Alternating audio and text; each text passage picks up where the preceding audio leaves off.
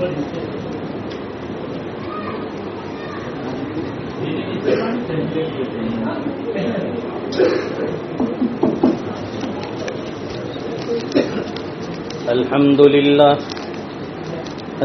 لله الذي هدانا لهذا وما كنا لنهتدي لولا أن هدانا الله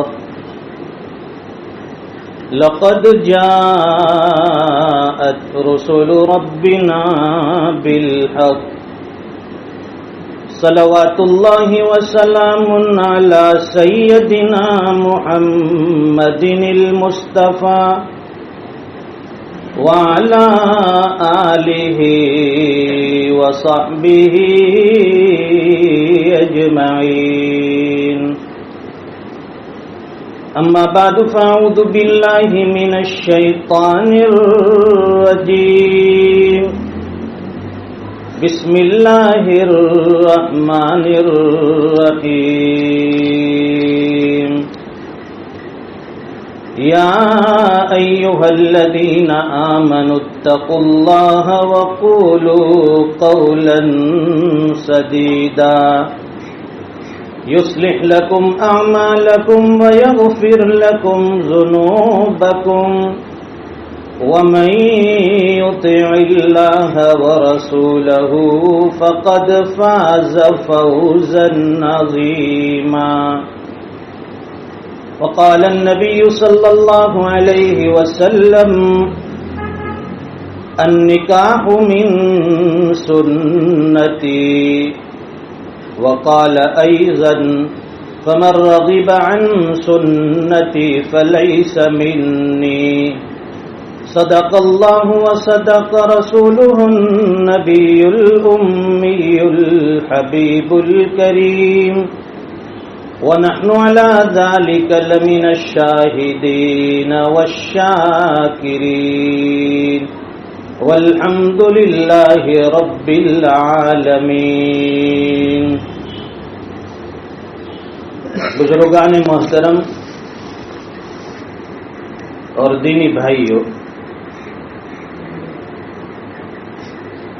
اللہ تعالیٰ نے جب سے یہ دنیا بنائی، یہ کائنات بنائی، یہ زمین آسمان، چاند سورج ستارے، یہ ساری چیزیں اللہ نے ایک مقصد کے تحت پیدا کی.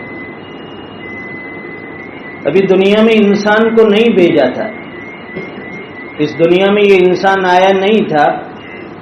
اس سے پہلے اللہ تعالیٰ نے اس کے آنے سے پہلے یہ کائنات کی ساری چیزوں کو سجایا.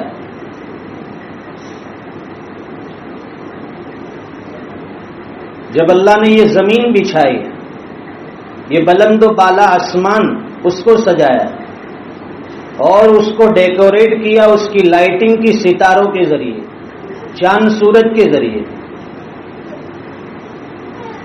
جب یہ دنیا اور اس کی ساری چیزیں اللہ تعالیٰ نے اپنی قدرت سے، اپنی خالقیت سے، اپنی مالکیت سے جب اس کائنات کو سجا کر تیار کیا، پھر بعد میں حضرت انسان کو اس دنیا میں بھیجا.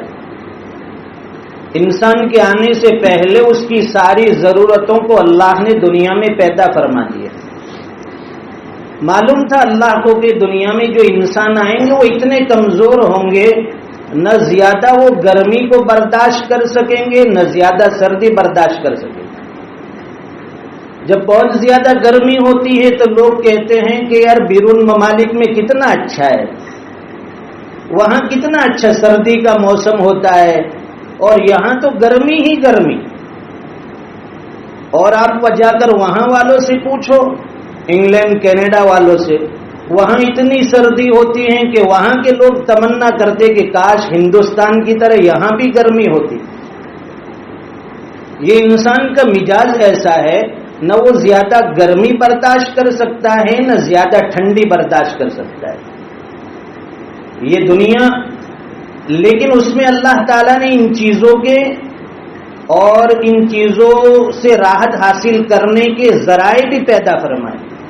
جب گرمی زیادہ ہو تو پنکھا آن کیا، ایئر کنڈیشن چالو کر دیا تو انسان کو ٹھنڈک مل جاتی ہے۔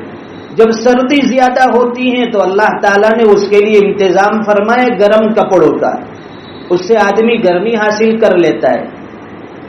بتلانا یہ ہے کہ اللہ تعالیٰ نے کائنات میں ہر وہ چیز پیدا فرمائی جو انسان کے لیے ضروری ہے، انسان کو آرام اور راحت پہنچا سکتی ہے۔ پھر انسان کو اس دنیا میں بھیجا تو اس کے لیے کچھ ضابطے رکھے، کچھ اصول رکھے، کچھ قانون رکھے۔ لوگ دنیا میں یہ کہتے ہیں کہ فلاں ملک آزاد ہوا، فریڈم ہوا، اور آزادی کا لوگ غلط معنی اور مطلب سمجھتے ہیں۔ آزادی کا مطلب یہ سمجھتے ہیں کہ حیوانیت کی طرح من مانی زندگی گزارے، جس طرح جانور گزارتا ہے، جو چاہتا ہے کھاتا ہے پیتا ہے، جہاں چاہتا ہے اپنی زندگی گزار لیتا ہے۔ لیکن انسان کو اللہ تعالیٰ نے جب بنایا اور دنیا میں بھیجا تو اس کو جینے کے طریقے سکھلائے، یہ دنیا میں زندگی گزارنے کے کچھ آداب، طریقے، سلیقے، کچھ قوانین بتلائے، اور انہی قوانین کے تحت بتلائے کہ آدمی جب بڑا ہوتا ہے، جوان ہوتا ہے، تو ظاہر ہے کہ جوانی جب ابھرتی ہے تو اس کی خواہشات بھی ابھرتی ہے، اور جانور کے اندر جب خواہشات بڑھتی ہیں تو اپنی خواہش کسی کے ساتھ بھی پوری کر لیتا ہے۔ وہاں ان کے یہاں کوئی فرق نہیں ہوتا، نہ کوئی نکاح ہے نہ کوئی طریقہ ہے۔ اور انسان کو اللہ تعالیٰ نے ضابطے بتلائے کہ جب تجھے اپنی خواہشات پوری کرنی ہو تو اس خواہشات کو پورا کرنے میں تجھے ہم نے آزاد نہیں چھوڑا کہ تو جس کے ساتھ چاہے اپنی خواہش پوری کر لے، بلکہ اللہ نے اس کے لیے ایک قانون بنایا۔ ہر مذہب میں، ہر دھرم میں یہ قانون ہوتا ہے کہ آدمی کسی عورت کے ساتھ جب نکاح کرنا چاہے، شادی کرنا چاہے، اس کے ساتھ میرج کرنا چاہے تو اس کے طریقے ہوتے ہیں، ضابطے ہوتے ہیں۔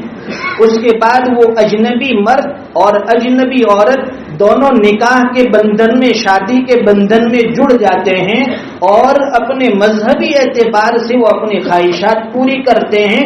اس پر معاشرے کو کوئی شکوہ یا شکایت نہیں ہوتی۔ یہ آپس میں زوجین بن گئے، میاں بیوی بن گئے، ہسبینڈ وائف بن گئے، اور لوگ خوشی خوشی ان کو آپس میں جوڑنے کی، آپس میں ملانے کی کوشش کرتے ہیں کہ جلد از جلد ہسبینڈ کو وائف کے ساتھ ملا دو، شوہر کو بیوی کے ساتھ ملا دو۔ اور جہاں یہ طریقہ نہیں ہوتا نکاح کا، شادی کا، وہاں لوگ آپس میں ملانے سے کنارہ کشی کرتے ہیں کہ بھائی یہ تو کوئی جائز طریقہ نہیں ہوا کہ بغیر نکاح اور شادی کے تم لوگ آپس میں ہسبینڈ وائف کی طرح رہو، اور ایسی زندگی زیادہ دیر تک چلتی بھی نہیں۔ جو بغیر میرج اور شادی کے آپس میں میاں بیوی بن کر رہتے ہیں، بیرون ممالک میں ہم نے دیکھا کہ وہ چند دن کے مہمان ہوتے ہیں۔ جب دونوں کی آپسی خواہشات پوری ہوتی ہے، جی بھر جاتا ہے اور آپس میں تلذذ حاصل ہو گیا، پھر تو کون اور میں کون۔ اس لیے کتنے لوگ اور کتنے بچے وہاں ایسے آپ کو نظر آئیں گے جو انہیں نہ اپنے باپ کا نام یاد ہے نہ اپنی ماں کا نام یاد ہے۔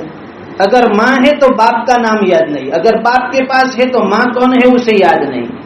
لیکن شریعت اسلام ایسی پاکیزہ تعلیم دیتا ہے، ایسے مقدس طریقے بتلاتا ہے کہ یہاں نکاح کے بعد جو اولاد پیدا ہوگی اسے اس کے باپ کا نام بھی ملے گا، اس کو اس کی ماں کی طرف منسوب کیا جائے گا۔ اللہ تعالیٰ نے دنیا میں انسان کو آزاد نہیں چھوڑا۔ آزادی آدمی کو دوسرے اعتبار سے مل سکتی ہے، لیکن اپنے مذہبی اعتبار سے اسے کبھی آزاد نہیں چھوڑا جائے گا۔ وہ جو بھی کرے گا اپنے مذہب کے دائرے میں، اپنے شریعت کے قانون کے مطابق اپنی زندگی گزارے گا۔ اور نکاح کے بعد ایک چیز ضروری ہے، جیسے کہ لوگ جانتے ہیں کہ جب نکاح ہوتا ہے، شادی ہوتی ہے، اس کے بعد میاں بیوی میں آپس میں کمپرومائز، آپس میں ان کے ملاپ، آپسی ان کی زندگی کے لیے ضروری ہے کہ دونوں ایک دوسرے کو خوب سمجھے، ایک دوسرے کے ساتھ آپس میں زندگی گزارنے کے طریقے اسے آنے چاہیے۔ اور اس کے لیے سب سے ضروری ہے کہ ہماری زبان پر کنٹرول ہو۔ آدمی بات بات میں اپنی بیوی کو بھی الو بناتا ہے، بیوی اپنے شوہر کو الٹا سیدھا پٹی پڑھا دیتی ہے. ہوتا کیا ہے اور کہتی کیا ہے؟ مرد بھی ہوتا کیا ہے اور کہتا کیا ہے؟ لیکن قرآن کریم نے تعلیم دی، یا ایھا الذین آمنوا اتقوا اللہ. سب سے پہلے یہ تعلیم دی، اے ایمان والو اللہ سے ڈرو. یا ایھا الذین آمنوا اتقوا اللہ، اے ایمان والو اللہ سے ڈرو. جب انسان کے دل میں اپنے پیدا کرنے والے کا ڈر ہوگا وہ کبھی غلط کام نہیں کر سکتا. جب پیدا کرنے والے کا ڈر دل میں پیدا ہو گیا، اب اس کی زبان سے کبھی غلط بات نہیں نکلے گی، وہ کسی کو دھوکہ نہیں دے گا. وَقُولُوا قَوْلًا سَدِيدًا، اور سیدھی اور سچی بات کرو. جو بھی بات ہماری زبان سے نکلے گی وہ سیدھی اور سچی ہونی چاہیے. آدمی جب زبان سے غلط جملے نکالتا ہے، جھوٹ بولتا ہے، تو میاں بیوی میں پھر جھگڑے شروع ہو جاتے ہیں. اور یہ سچ بولنے کا فائدہ کیا ہوگا؟ یصلح لکم اعمالکم، اللہ فرماتے ہیں کہ تمہارے سچ بولنے سے تمہارے اعمال ہم سنوار دیں گے. زندگی میں کبھی تلخی نہیں آئے گی، زندگی میں کبھی کوئی رکاوٹ نہیں آئے گی. یصلح لکم اعمالکم ویغفر لکم ذنوبکم، اور اللہ فرماتے ہیں کہ اس کے بدلے میں ہم تمہارے گناہ اور تمہارے قصور بھی معاف فرما دیں گے. وَمَن يُطِعِ اللَّهَ وَرَسُولَهُ فَقَدْ فَازَ فَوْزًا عَظِيمًا، اور جس نے اللہ اور اس کے رسول کے حکم کو مانا، اس کی اطاعت کی، اس کے لیے بڑی کامیابی ہے. دنیا کی بھی کامیابی اور آخرت کی بھی کامیابی. آدمی جب دنیا میں رب مانی زندگی گزارتا ہے، اپنے پیدا کرنے والے کے منشے کے مطابق زندگی گزارتا ہے، تو ظاہر ہے کہ مرنے کے بعد اس کی جو زندگی آنے والی ہے وہ خوشگوار ہوگی. اللہ تعالیٰ اسے جنت عطا فرمائیں گے، پیراڈائز دیں گے اللہ تعالیٰ. لوگ پوچھتے ہیں کہ مرنے کے بعد بھی کوئی زندگی ہے؟ تو کیا اللہ تعالیٰ نے دنیا ایسے ابس اور بیکار نہیں پیدا فرمائی کہ آدمی 60-70 سال جی لے اور یہاں جینے کے بعد اس کی زندگی ختم ہو جائے گی؟ مشرکین مکہ نے نبی کریم صلی اللہ علیہ وسلم سے یہی سوال کیا تھا، مَن یحیی العظام وہی رمیم. یہ ہڈیاں اٹھا کر لائے تھے مردے کی، اور کہنے لگے کہ ان بوسیدہ ہڈیوں میں جان کون ڈالے گا؟ یہ تو صفوف اور پاؤڈر ہو جائے گی، زمین میں مل کر مٹی ہو جائے گی. تو اللہ نے وہی نازل فرمائی، قُلْ يُحْيِيهَا الَّذِي أَنشَأَهَا أَوَّلَ مَرَّةٍ، کہہ دیجیے نبی کہ اس کے دوبارہ زندہ کرنے والی ذات بھی وہی ہے جس نے اس کو پہلی مرتبہ پیدا کیا. جو آدمی ایک مرتبہ کوئی چیز بنا لیتا ہے، دوسری مرتبہ اس کے لیے وہ چیز بنانا آسان ہو جاتا ہے. اللہ فرماتے ہیں کہ جب تم کچھ نہیں تھے اور ہم نے تمہیں پیدا کیا اپنی قدرت سے، تو پھر دوبارہ تمہیں زندہ کرنا کوئی مشکل کام نہیں. وَهُوَ بِكُلِّ خَلْقٍ عَلِيمٌ، اللہ تعالیٰ ہر چیز کی پیدائش کو جانتے ہیں، انسان کی ہر چیز کو جانتے ہیں. تو بتلانا یہ ہے کہ آدمی کو نکاح کے بندھن میں بندھنے کے بعد، اس رشتے میں جڑنے کے بعد بہت سارے مراحل ایسے آئیں گے، بہت ساری رکاوٹیں بھی درمیان میں آئے گی، لیکن وہ ہمیشہ اپنی زبان پر کنٹرول رکھے، سچ بات کا اہتمام کرے، تو اللہ تبارک و تعالی مشکل جگہ سے بھی اس کو آسانی کا راستہ عطا فرما دیں گے. اور آدمی جب یہ نکاح کرتا ہے تو اس میں یہ بھی نیت ہونی چاہیے کہ نکاح یہ جناب رسول اللہ صلی اللہ علیہ وسلم کی سنت ہے. نکاح یہ عبادت بھی ہے، نکاح یہ سنت بھی ہے، اور نکاح یہ ضرورت بھی ہے. ہم دنیا میں نہیں آئے تھے، اس سے پہلے اللہ تعالیٰ نے اس کو جنت میں جاری کیا. حضرت آدم علیہ السلام جنت میں تھے، وہاں پر آپ کا نکاح ماں حوا علیہ السلام سے ہوا. اب وہاں مہر تو کوئی چیز نہیں تھی. اللہ نے فرمایا حضرت آدم سے کہ اپنی بیوی کا مہر دو. حضرت آدم علیہ السلام عرض کرنے لگے الہ العالمین، یہ جنت تیری، جنت کی ساری نعمتیں تیری، مجھے تو نے یہ جنت کی نعمتیں اپنے فضل سے عطا فرمائی، اب میں مہر میں کیا چیز عطا کر سکتا ہوں؟ علماء نے لکھا ہے کہ حضرت آدم علیہ السلام سے یہ کہا گیا کہ آدم تمہاری ذریت میں، تمہاری اولاد میں ایک نبی پیدا ہوں گے، نبی آخر الزمان جناب محمد رسول اللہ صلی اللہ علیہ وسلم، تم ان پر 3 مرتبہ یا 20 مرتبہ درود پڑھ دو، تم 20 مرتبہ یا 3 مرتبہ درود شریف پڑھ دو گے، یہ تمہارا مہر ہو جائے گا۔ تو اس طرح سے حضرت آدم علیہ السلام کا جنت میں نکاح ہوا، اور اللہ تعالیٰ نے اس سلسلے کو پھر دنیا میں اتارا، اور یہ سلسلہ آج بھی الحمدللہ جاری ہے۔ تو یہ تمام انبیاء علیہ السلام کی سنت ہے، اس کو سنت سمجھ کر کرنا ہے، اور آدمی ایمان والا جو بھی کام کرے گا اس میں سنت کی نیت ضرور ہونی چاہیے، اس لیے کہ جس عمل میں سنت کی نیت نہ کی گئی یا سنت کے مطابق نہ کیا گیا اس کام کے اندر برکت نہیں ہوگی۔ اس لیے کہ اللہ والے نے بڑی اچھی بات کہی، نبی پاک کی سنت پر جو عامل نہیں ہوتا وہ کچھ بھی کر رہا ہو کچھ اسے حاصل نہیں ہوتا۔ سنت کے مطابق اگر آدمی چھوٹا سا عمل کرے اللہ تعالیٰ اس کے ثمرات زندگیوں میں عطا فرمائیں گے، اور بغیر سنت کے کتنا بھی بڑا کام کر دے گا لیکن اس میں نورانیت نظر نہیں آئے گی۔ آج ہمارے یہاں جو نکاح ہے ہمارے نذیر بھائی کے گھر میں ان کی بھتیجی کا، ہمارے نذیر بھائی کی بھتیجی کا نکاح ہے، اللہ تعالیٰ ہونے والے اس نکاح کو بے انتہا قبول فرمائیں اور ہر طرح کے خیر اور برکات سے مالا مال فرمائیں، زوجین کو اللہ تعالیٰ محبت عطا فرمائیں، دونوں خاندانوں میں اللہ تعالیٰ جوڑ پیدا فرمائیں، اور اللہ تبارک و تعالیٰ اس نکاح کے بعد ذریت طیبہ کے وجود میں آنے کا ذریعہ بنائے، اور آپسی اختلافات سے جھگڑوں سے زوجین کی اور جتنے لوگوں کی شادی ہو گئی ہے اللہ تعالیٰ ان تمام کی زندگیوں میں تلخی آنے سے حفاظت فرمائیں، اس ازدواجی زندگی کو خوشگوار بنائیں، اور حق تعالیٰ شانہ جن لوگوں کے گھر میں جوان بیٹیاں ہیں بیٹے ہیں جو نکاح کے رشتے کے منتظر ہیں اللہ تعالیٰ ان سب کو نیک صالح جوڑ اور رشتہ نصیب فرمائے، آمین وآخر دعوانا ان الحمدللہ رب العالمین۔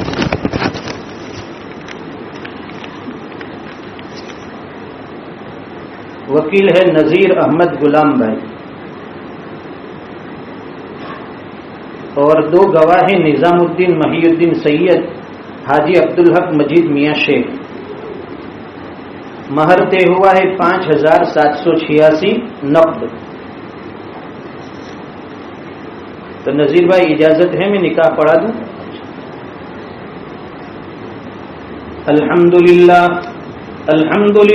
نحمده ونستعینه ونستغفره ونؤمن به ونتوکل علیہ ونعوذ باللہ من شرور انفسنا ومن سیئات اعمالنا من يهده الله فلا مضل له ومن يضلله فلا هادي له ونشهد أن لا إله إلا الله وحده لا شريك له ونشهد أن سيدنا ومولانا محمدا عبده ورسوله أما بعد فأعوذ بالله من الشيطان الرجيم بسم الله الرحمن الرحيم يا أيها الناس اتقوا ربكم الذي خلقكم من نفس واحدة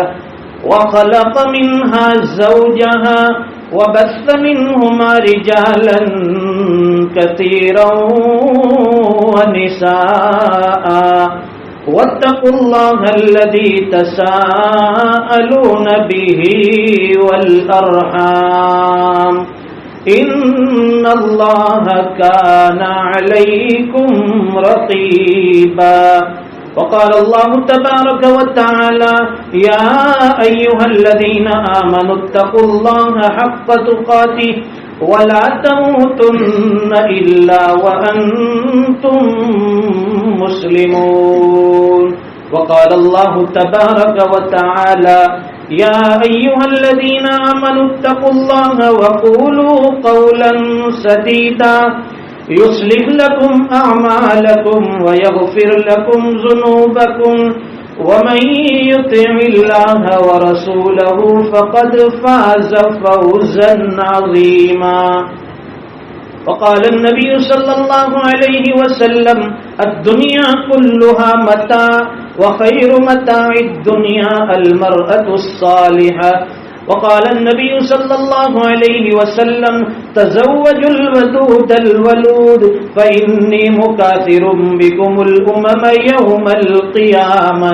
وقال النبي صلى الله عليه وسلم النکاح من سنتی. وقال أيضا فمن رغب عن سنتی فليس مني. الناكح راغب والمنكوحة مرغوبة والمهر على ما تراضى. يقول قولي هذا أستغفر الله لي ولكم ولسائر المسلمين فاستغفروا إنه هو الغفور الرحيم.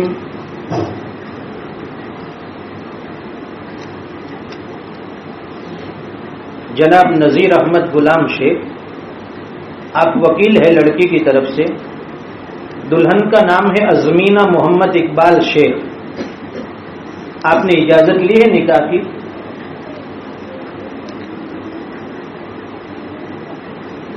نذیر احمد غلام شیخ صاحب، آپ نے دو گواہ نظام الدین محی الدین سید حاجی عبدالحق مجید میاں شیخ، ان دونوں گواہوں کی گواہی سے ازمینہ محمد اقبال شیخ کی ذات کو نواز الدین ناصر شیخ کے عقد اور نکاح میں 5,786 روپئے نقد کیش کے عوض میں ازمینہ کی ذات کو نواز الدین کے عقد اور نکاح میں دیا.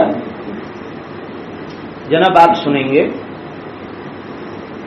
نذیر احمد غلام شیخ نے اپنی وکالت سے ازمینہ محمد اقبال شیخ کی ذات کو دو گواہوں کی گواہی حاضرین مجلس کے روبرو 5,786 روپے نقد کے عوض آپ کے عقد اور نکاح میں زوجہ اور بیوی بنا کر دیا کہ آپ نے انہیں اس طرح سے اپنے عقد اور نکاح میں بیوی بنا کر لائف پارٹنر بنا کر قبول کیا. میں نے قبول کیا. نکحتھا وقبلتھا. بارک اللہ لکما وعلیکما وجمع بینکما فی الخیر. درود شریف پڑھ دعا فرمائیں. اللهم صل على سيدنا ومولانا محمد وعلى آل سيدنا ومولانا محمد صلاة تنجينا بها من جميع الأهوال والآفات وتقضي لنا بها جميع الحاجات وتطهرنا بها من جميع السيئات وترفعنا بها عندك على الدرجات وتبلغنا بها أقصى الغايات من جميع الخيرات في الحياة وبعد الممات إنك على كل شيء قدير. اللهم لا سهل إلا ما جعلته سهلا وأنت تجعل الحزن سهلا إذا شئت.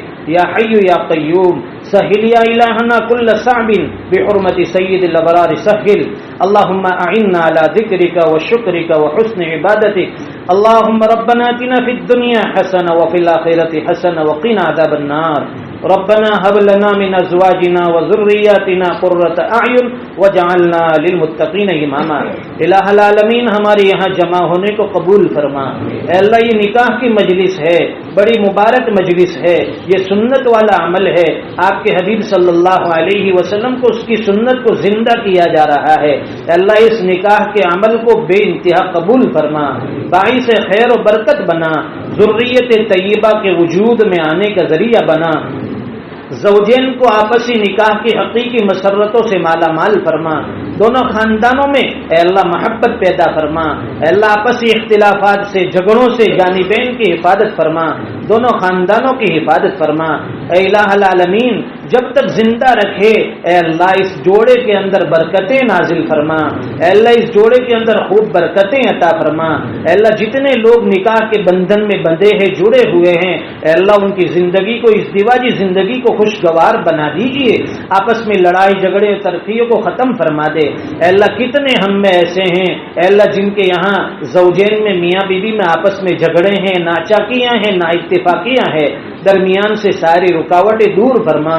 اے اللہ زوجین کو آپس میں جوڑ پیدا فرما، اے اللہ ان کو آپس میں ملا دیجئے، آپسی اختلافات کو ختم فرما دیجئے۔